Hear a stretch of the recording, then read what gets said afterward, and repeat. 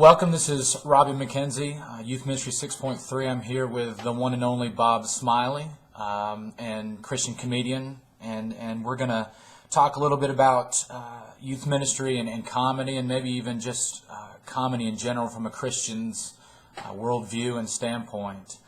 So just really, Bob, just as much as you want to go into detail, how did you get into comedy? How did you get into Christian comedy, and what's the story? And I'm sure you're asked this all the time, but what's the story behind that? I grew up a Christian, so everything I've always done is, I guess been called, clean comedy. I've never really, liked the blue material and stuff. In fact, I remember the two number one comedy albums were, when I was a kid, was Eddie Murphy and Robin Williams. And so I thought that's what comedy was, that it was all, dirty, stand up. And I remember finding a Bill Cosby album that my dad had and listening to it and expecting it to be blue, but he had a TV show. And so I thought, well, I just want to hear what his stand-up's like. And I remember it was completely clean. And I remember sitting in my room on my toy box, which was sad because I think I was a junior in high school, and listening to it with my dad and just thinking how cool it was that my dad and I could sit and listen to this comedy because, it was clean enough that it didn't make us feel uncomfortable or anything. And so that was kind of the start of the idea in my brain that clean comedy could be a good thing, kind of a unifying with the families and stuff like that. But, I never wanted to be a comedian. I never thought I, would be able to be a comedian. I'm sure people are typing their YouTube comments saying, "You're still not," or whatever. So I'll pause and let them get up, hatred as they sit in their mom's basement where they're going to live the rest of their life. Not that I'm bitter people. What'd you ask? Oh, yeah. How did I become a comedian? So here's how I became a comedian. I was getting my degree in elementary ed, and I was going to be a teacher. And my junior year, they had a stand-up competition, and I didn't even sign up for it. Sorry. I kind of like talking in the morning, though, because my voice is all scratchy, so I sound like a man. But what happened was they had a contest, and I found out that the first prize was $500, and I was at Abilene Christian. Yeah, and $500 out in Abilene, Texas, that was 4 months rent. So I was like, I got to do that, and so I put together this little bit, and it was kind of interesting because I wrote some material myself. And then somebody had given me a Jeff Foxworthy cassette tape. This is how old this was. And it was before Foxworthy even became huge. Like, nobody knew who he was. So I took a little bit from that I thought was funny, and I put it in the middle, and I thought, well, if my stuff doesn't do well, then at least I know that stuff is going to be great. And what was funny about it was my stuff did really well, but the Foxworthy bit that I didn't go over very well because like comics know this, like it's got to be your voice. It's got to be something you're passionate about. And so I basically was just saying Foxworthy's lines, which was a funny bit, but I just, I couldn't sell it. And so it was kind of a good learning. But anyway, so I did that stand-up competition and I won, not because I was good, but because everybody else was just terrible. The guy that went before me had a big sombrero and his whole act was just going, "Look at my sombrero, it's gonna fall on you, front row." Like that was his whole stint. Wow. And so I told some jokes about the zoo and about student loans and stuff, and I ended up winning. And I thought, wow, that's cool. I'll be able to tell my grandkids, I won a stand-up competition. And so I went back and I got my degree, and I was gonna teach, but before I became a teacher, I wanted to see what it was like to have money. Sure. And because you don't have it if you're a teacher. Right. So I got a job as a photographer, and I did that for a year, and just to kind of build up a nest egg. I'm a very anti-debt person, and so I wanted to get kind of a head start. Sure. And at the end of that year, this guy just kind of called me out of the blue, who I was friends with in college. He had left college either to go to Nashville to become a singer, or because Abilene Christian asked him to leave, depending on which bio you read. And so he left and went out there and was trying to, make a name for himself and stuff. And he started road managing bands. And he started road managing this guy named Clay Cross.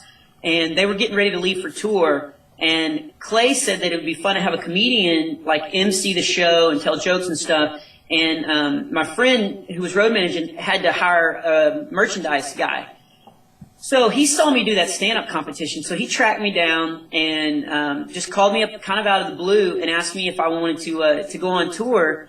And, I grew up in a town with 281 people in North Texas. And so I thought, man, it'd be cool to see, because I basically just lived in Texas. And I thought it'd be cool to see, other countries like, Kentucky and places like that. And so I took the job and I flew to Nashville and I went out on tour with Clay. And Clay turned out to be this awesome, amazing guy, and he asked me to stay on and do his summer tours. Mm-hmm. So I did all those shows, and then the Newsboys saw me, and they asked me to go out on tour with them, and that turned out to be it was to Take Me to Your Leader tour, and so it was Newsboys and Third Day. So it turned out to be the #1 tour that year. Oh man! I went from this little farm kid to literally like some of my first stand-up gigs. Outside of doing the Clay Cross tour, which was about 800 to 1,200 people a night, then all of a sudden I was standing in front of 4,000 or 5,000 people a night, and then youth leaders would come up after the show and say, well, "My kids really they laughed, and they don't laugh at a lot of stuff. Would you come do a show for me at for our youth group?" And so literally it just turned into a career. It was never anything I dreamed of or wanted to do, but I really feel like looking back on it, God kind of opened the door, and I didn't. Even then, I kept thinking, "Well, I'm just going to do this, and then I'll go back and teach in Texas." And I just kept getting these offers and stuff, and so it was almost like God was kind of kicking me through the door, saying, "This is what I want you to do." And so I look back on it now, and it literally just kind of turned into a career, and which is bad because I have kids all the time emailing me saying, "I want to be a comedian. What do I need to do?" And my best advice is, well, do a stand-up competition your junior year in college and wait for, bands to call you. And I have nothing really to suggest them because I kind of went the back way to it. Sure. Well, just a couple questions. First, what I consider what you do, and you probably do as well, I consider it a ministry. I know you can say it's we can say it's comedy, and it is great, but what you do I think is amazing and effective as far as ministry. And so from your perspective, and you've traveled all over, how has comedy kind of reached the souls of people? And what I mean by that is how is comedy a ministry, and how is laughing, like the old adage, the best medicine? I mean, what have you seen from your perspective as far as what you've done? Well, there's the technical thing of releasing endorphins and just making people feel good, and right. It's honestly like they can just lay down their burdens for a little while, and they can just enjoy themselves. And so that's the first thing that comedy does. It also has a healing power of it brings people together. There's families that, or especially like I watch the crowd as they're coming in for my show, and just to kind of read the crowd to kind of decide what stories I want to tell and things like that. And I'll see couples sometimes come in and they're fighting, or they'll sit down and they'll arms crossed. And, you can tell that there's turmoil in the relationship, and they laugh together for an hour and 20 minutes, and all of a sudden that really lowers down some walls and kind of reminds people that they have some common interest. And so I've seen it be a good healing power of that, especially with kids and parents. They may not get along on the same level, and there's a lot of fighting stuff, especially high school kids. All of a sudden they know everything, and so there's that turmoil between the parents. And so it's great to look out and see them all laughing together. And then on the way home, I've had dads say that I don't really get to talk to my kid much because I don't really have much to say, but they get to talking about the comedy bits, and I talk a lot about my kids, and then also talk about when I was a kid. Sure. And being a dad and then being a kid. And so that opens up a lot of dialogue with the families and stuff. So that provides a lot of healing. The last 3 years, because of what the economy's doing, and with people losing jobs and stuff like that, I've heard this way too much. And although it's a great compliment, I don't like to hear it. But I've heard a lot of people in the last 3 years come up to me and say, "Man, that was great. I haven't laughed like that in a year." Like I hear that. And some of my comedy friends, Tim Hawkins, John Branyan, and those guys, they're hearing that a lot more frequently as well, which is sad because I'm thinking, what's going on in your life that you have laughed like that in a year. But, and again, I'm grateful that God uses me as a vehicle to remind these people that there's still joy to be found out in life, and that there's still great things to, to put their hope in their relationship, toward. Absolutely. That's fantastic. And there's just, that you're right, the release there and serving people in their darkest moments. I was talking with someone, and we got on the subject of laughter and how a lot of times people in the church, they say, we can only be serious, we have to be serious all the time. And then I just read, the story about Isaac, where his name literally means laughter, and that's kind of God almost playing a joke, on Sarah. And so I think that's pretty, and maybe that's another question. As far as from the opposite side, maybe I would say, comedy should not, there's no place for comedy in the church. We need to be serious. We need to be about and you've heard this before, business of our master. And so what would you say to that, maybe from a different perspective there?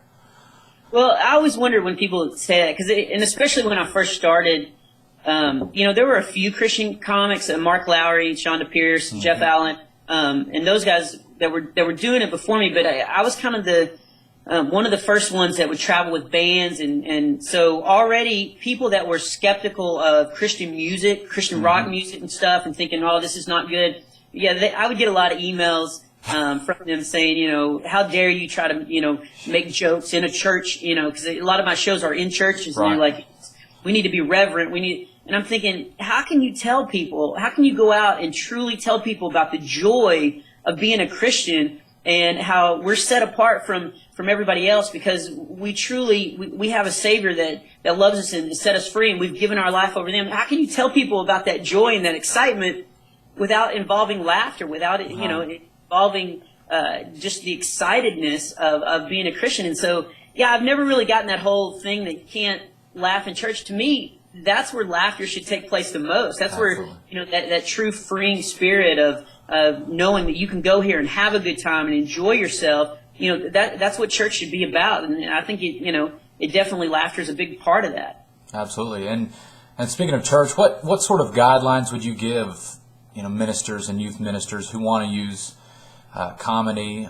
Maybe you can answer it from perspective of someone who not only wants to go into full time doing something that you would do, even though it's very difficult, but also maybe more of hey, I'm a youth minister. I want to use comedy. I want to make people laugh. What are some guidelines that you would give for that?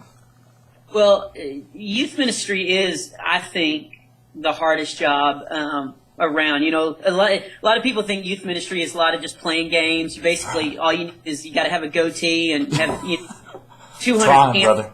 Yeah, well, you do well.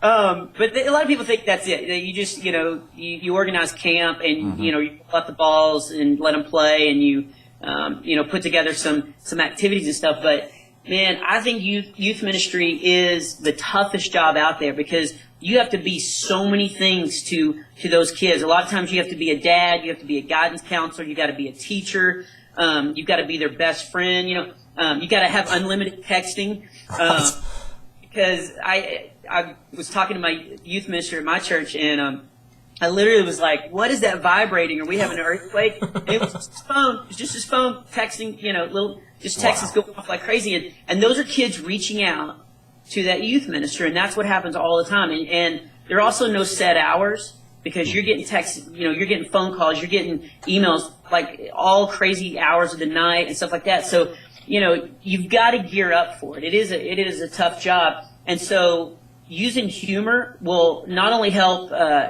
draw kids in and get them interested because, humor is a big thing for kids, but I think it also is a good stress reliever for the youth minister in general because, if they're constantly just serious and trying to, stay focused on their job, there's a lot of stress that piles up on you. And so I think using funny video clips or using jokes and stuff in your sermons and stuff is a great stress reliever. It also is a good way to connect with the kids. But then on the flip side, you got to hold yourself to a higher accountability.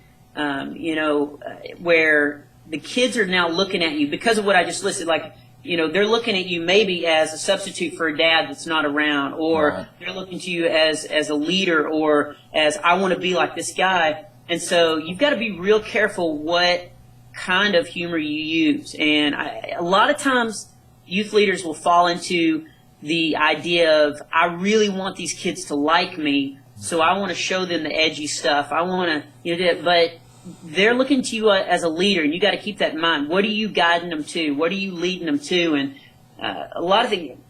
I'm getting ready to do a tour with a guy named Phil Joel, who used to be in the band The Newsboys, and that's right. now he's a phenomenal solo artist. And we're doing a tour called Family Fight Night. And he told me a couple years ago, he actually he put everything in his house, everything in his life on trial. And he basically just went around and said, is this edifying? Is this good? Does this draw me closer to God? And if not, you need to get rid of it. So, that would be a suggestion to youth leaders, is just kind of look around. What movies do you have in your house that kids might see? What movies do you have in your office? I've been in youth leaders' office and seen movies that I'm like, I wouldn't want my kids watching that, much less I wouldn't watch Sure. that. And you got to be careful what's on your iPod. Again, I'm trying not to make anybody look bad, but I remember a youth minister when I was a kid. Again, I grew up a farm kid, so I never listened to music because we couldn't get music. We couldn't get radio stations out there.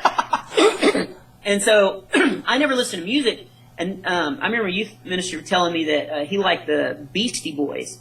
And I know, I think it was the Beastie Boys. Anyway, he told me that he liked this, and I think he was trying to tell me that, so I think he was cool. I was like, what is the Beastie Boys? And he told me this line from a song, and it was my mom threw away my best porno mag, and he went on, and I was, or maybe it was Run DMC, I can't remember. Anyway, it was somebody that was famous, and I remember thinking, did a youth leader just tell me that? That's good. And even as a kid, I was like, I don't know if that's good. So you got to realize that, these people these kids are really impressionable. So you've got to put everything through a filter of not only what do you like, but also, what are you leading them to? Absolutely. Just last question. Say I'm a new youth minister. I just got my first youth ministry job, full-time job. I'm very, very much, a green youth minister, and so as green as they come, and very much wet behind the ears. If you had one bit of advice for me, what would that? Because you've been in contact with many youth ministers, I'm sure, and if you had one bit of advice for someone who's just in his full-time job, or her for that matter, what would that advice be? I guess it would just be to constantly stay focused on, and again, I'm going to sound like I'm repeating myself, but I think staying constantly focused on what is your message every time you get in front of them, every time you go somewhere with them, every time you get in the van, what are you providing them as an influence? What are they seeing in you? And if they can see Christ in you, then they're going to want to see Christ in themselves, and you're going to provide that example. And so I would just say, and it is tough, and this is where all the stress comes in, but you're constantly going to be judged and critiqued. And parents are, I think, some of the hardest problems to deal with in youth ministry. In fact, that's actually what I was talking to my youth minister in my church now about, is that the kids are great, but a lot of times the parents are very critical of it, almost kind of like we were talking about with comedy. Right. People are like, oh, you shouldn't laugh in church and stuff like that. You're constantly being judged when you're up in front of people. And so I would just say to constantly be double checking and thinking through what your lesson's going to be about, what your youth room looks like, what your office looks like, and just constantly like taking a step back and looking, and maybe even getting an accountability partner just to constantly be bouncing ideas off of, let me tell you this, and then tell me what do you actually get from what I'm saying here, just to make sure that an outside ear is listening to exactly what the message you think is going on in your mind. And I think that'll help further the lessons and all the things that the new youth ministers can do. And then also just getting the parents involved as much as you can. I think you got that backing where if parents are involved, I think they're going to start seeing how tough your job is. Sure, sure. Well, this is Bob Smiley. This has been an amazing interview. I appreciate it so much. Hang on a little bit after I end this. This is Youth Ministry 6.3 with Bob Smiley, and thank you so much for tuning in.